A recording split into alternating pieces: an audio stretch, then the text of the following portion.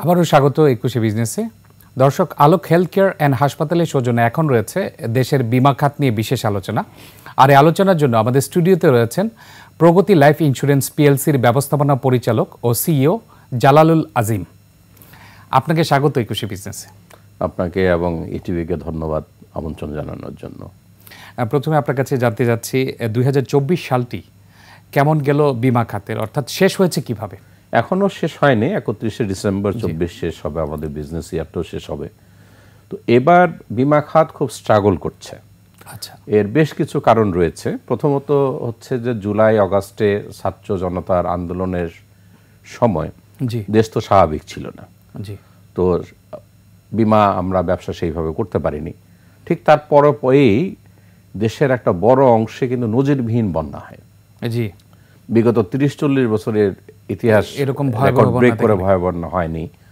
তো এটারও একটা ধাক্কা আমাদেরকে পোহাতে হয়েছে। তারপরেই যে বিগত সরকারের বিভিন্ন অনাচারের কারণে দেশের অর্থনৈতিক সেক্টরটা খুব ভালো নেই।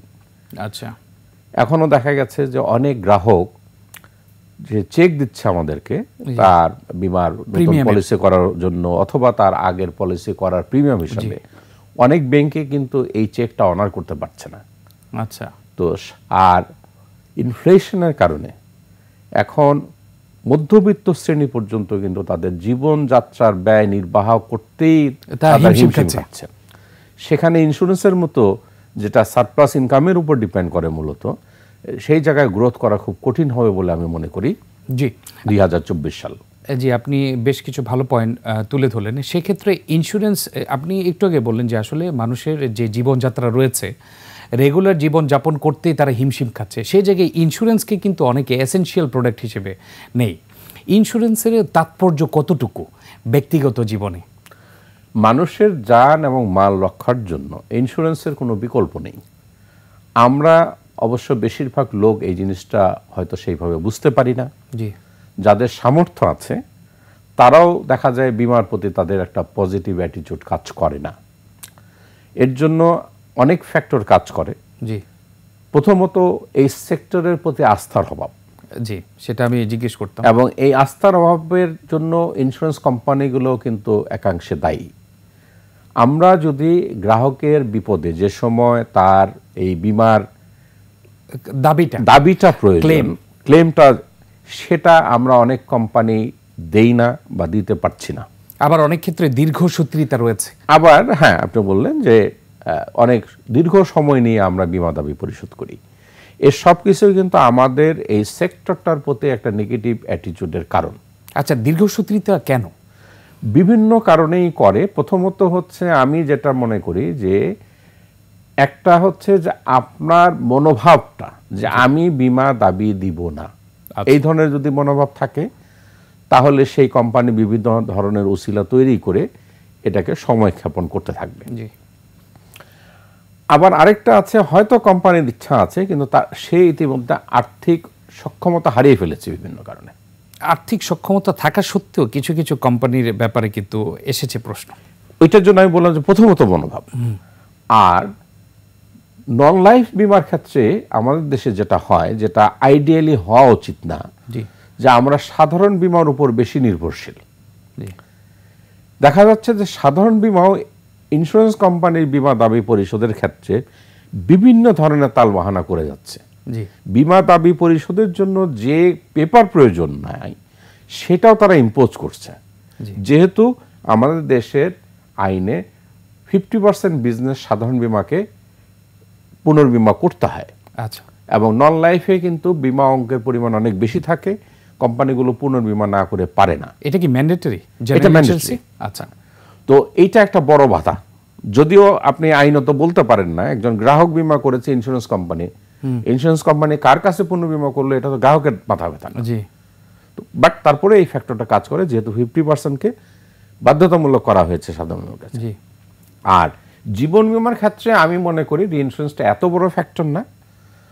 এখানে কোম্পানিগুলোর মনোভাব প্রথমত দায়ী, তার সাথে আসছে যে অনেক কোম্পানি বিভিন্ন কারণেই তার আর্থিক সক্ষমতা হারিয়ে ফেলেছে, যার ফলে চাইলেও দিতে পারছে না। ইতিমধ্যে একটা জিনিস, অনেক কোম্পানি, যে কোম্পানিগুলো মার্কেটে তাদের ইমেজটাকে এখনো ধরে রেখেছে, সেক্ষেত্রে আমি প্রগতি লাইফের কথা বলতে পারি, আমাদের কিন্তু একটা অভিযোগও পাবেন না আপনি যে আমরা বীমা দাবি দেই না। এবং যত দ্রুত এবং হ্যাসেল ফ্রি ভাবে বীমা দাবি পরিশোধ করা যায়, তার মধ্যে আমরা সহ আরো 4-5টা কোম্পানি কাজ করে যাচ্ছে। আচ্ছা, এই ক্ষেত্রে আপনাকে আমি ইন্টারাপ্ট করতে চাই। যেমন আপনি দাবি করলেন যে আপনাদের ক্লেম 100% ওকে আছে, হ্যাঁ, এবং আপনাদের মনোভাবও ভালো। সেক্ষেত্রে আপনাদেরকে ওভারসি করার জন্য ইডরা কতটুকু ভূমিকা পালন করে? যারা যারা করছে না, যারা বীমা দাবি পূরণ করছে না, তাদের ক্ষেত্রে কি কঠোর হচ্ছে? না, আমরা সেটাও দৃশ্যমান দেখি না। আচ্ছা, প্রথমত আমি বলবো যে আমাদের রেগুলেটরি বোর্ডের দুর্বলতার কারণেই অনেক কোম্পানি কিন্তু আজকে দেউলিয়া হয়ে গেছে। তারা যদি তাদের দায়িত্ব সঠিকভাবে পালন করতেন, প্রপার নজরদারি থাকতো, তাহলে এই কোম্পানিগুলো কিন্তু দেউলিয়া হতে পারতো না। জি, এটা হলো প্রথমে। জি। আর এখনো যেভাবে এই যে কোম্পানিগুলো বীমা দাবি দিচ্ছে না, তার স্ট্যাটিস্টিক্স কিন্তু তাদের কাছে রয়েছে। জি, তথ্য রয়েছে। কাজে যে ভূমিকাটা, অভিযোগও প্রচুর তারা কমপ্লেইন সেল আছে সম্ভবত। তাদের কমপ্লেইন সেল আছে, প্রচুর অভিযোগ তারা পাচ্ছেন।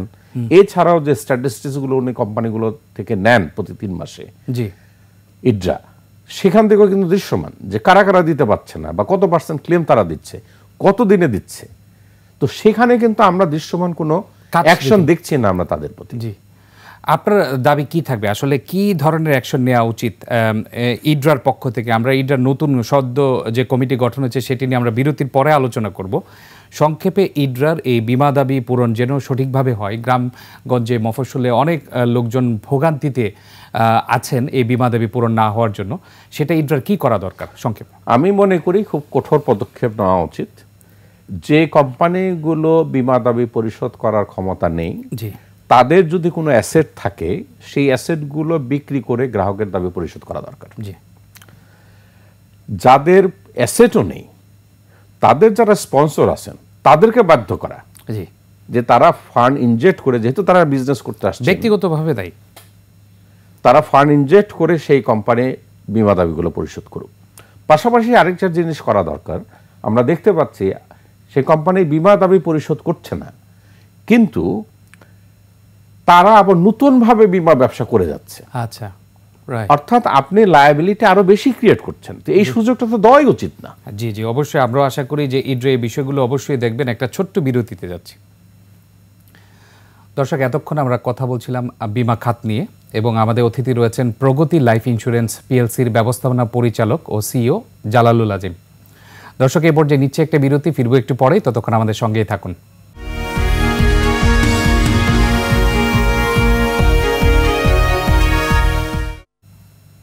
আবারও স্বাগত 21 বিজনেসে।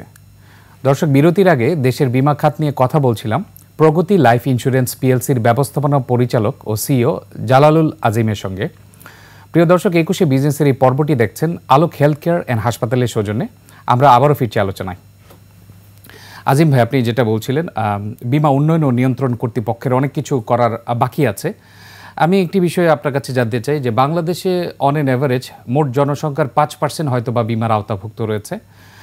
পার্শ্ববর্তী দেশের 27%-এর বেশি রয়েছে, এবং অন্যান্য উন্নত বিশ্বে এরকমও দেশ আছে 100% বীমা কাভার্ড রয়েছে। এক্স্যাক্টলি। সেই ক্ষেত্রে বাংলাদেশ কোথায় যাচ্ছে, এবং বীমা উন্নয়ন ও নিয়ন্ত্রণ কর্তৃপক্ষ কোন জায়গায় সঠিকভাবে পদক্ষেপ নিতে পারছে না বলে আপনি মনে করেন?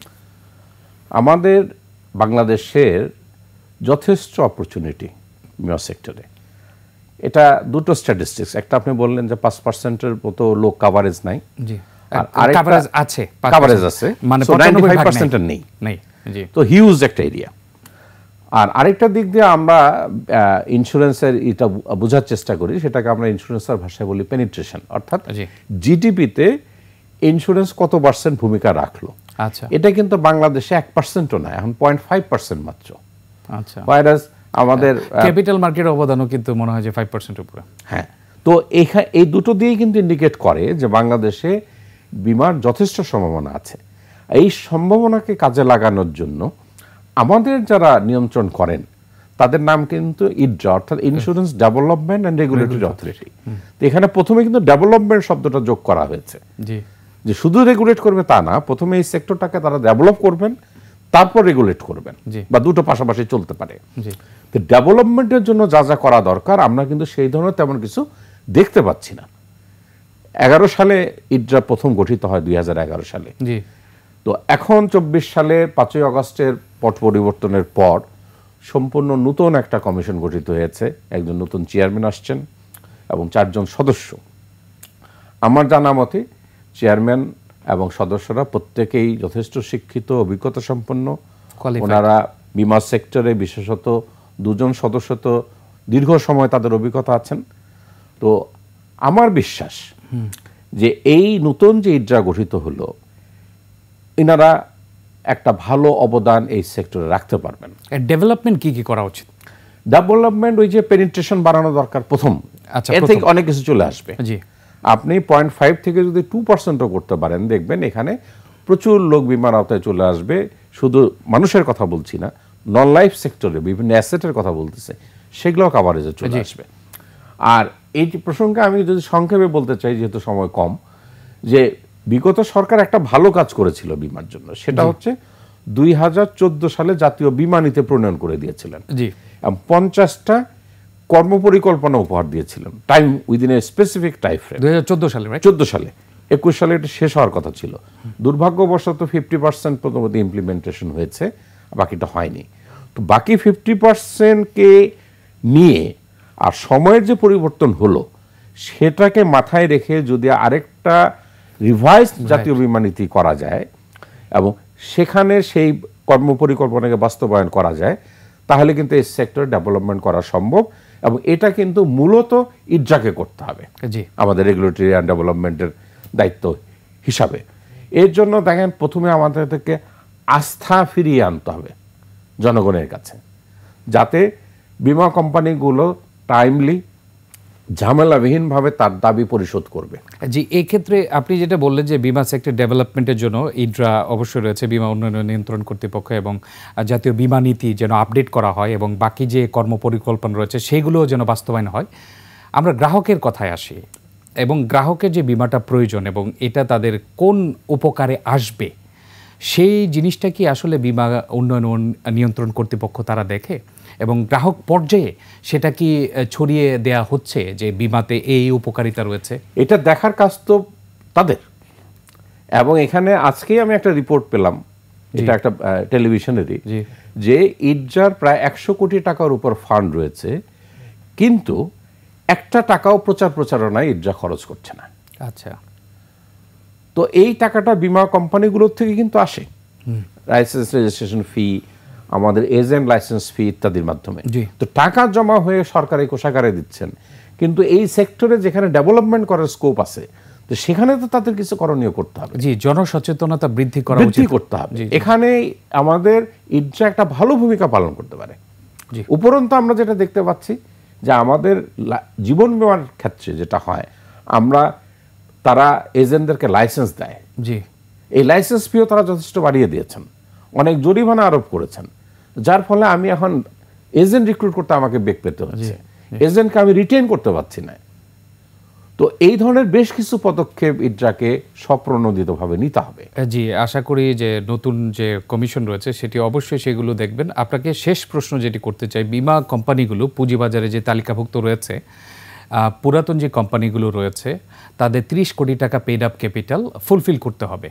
আপনার জানা মতে কি কিছু কোম্পানি তো অবশ্যই রয়েছে যে যারা ফুলফিল করতে পারে নাই, সেই ক্ষেত্রে কি আসলে বিএসইসি কঠোর পদক্ষেপ নেওয়া উচিত, নাকি ইডরারও কিছু সহযোগিতা দরকার আছে?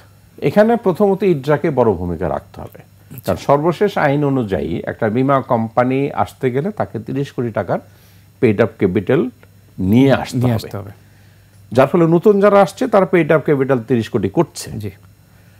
কিন্তু এখানে একটা কথা আছে, 30 কোটির ভিতরে কিন্তু তারা 18 কোটি নিয়ে আসছেন, অর্থাৎ 60% তারা করছেন, 40% 3 বছরের মধ্যে তারা পাবলিককে গিয়ে 40%। অনেক কোম্পানি কিন্তু সেই পর্যায়ে আসেননি এখনো। আর পুরাতনদের ক্ষেত্রে ওই ধরনের বাধ্যবাধকতা ছিল না, যার ফলে অনেকে এটা সুযোগ নিচ্ছেন যে তারা কিন্তু 30 কোটির নিচেও আছেন। কিন্তু তারা যেহেতু একটা আইনের একটা গ্রে এরিয়ার সুযোগ নিচ্ছেন, আমার মনে হয় ইডরাকে একটা শক্ত ভূমিকা পালন করা উচিত, যে একটা সুনির্দিষ্ট টাইম ফ্রেম দিয়ে সে যাতে তার পেইড আপ ক্যাপিটাল বাড়াতে পারে। জি, একইভাবে যে কোম্পানিগুলো এখনো পাবলিকলি আসতে পারে নাই, 3 বছর বেশি হয়ে গেছেন, তাদের বিরুদ্ধে কিছু অ্যাকশন ব্যবস্থা নেওয়া উচিত। সেই ক্ষেত্রে অবশ্যই এসিসির সহযোগিতা তারা চাইতে পারেন। জি, আজিম ভাই আপনাকে অসংখ্য ধন্যবাদ। আশা করি ইডরার জন্য বেশ কিছু কাজ জমে আছে এবং সেটি দ্রুত ওনারা বাস্তবায়ন করবেন, সেটাই আমরা আশা করছি। আমরাও এই আশা নিয়ে বাঁচতে চাই। দর্শক, এতক্ষণ আলোক হেলথ কেয়ার অ্যান্ড হাসপাতালের সৌজন্যে দেশের বীমা খাতের নানা দিক ও করণীয় নিয়ে কথা বলছিলেন প্রগতি লাইফ ইন্স্যুরেন্স পিএলসির ব্যবস্থাপনা পরিচালক ও সিইও জালালুল আজিম। এবার নিচ্ছে একটা বিরতি। দুপুর 2টা 30 মিনিটে আবারও ফিরে আসবো 21শে বিজনেসে। দেখার আমন্ত্রণ রইল, 21-এর সঙ্গেই থাকুন।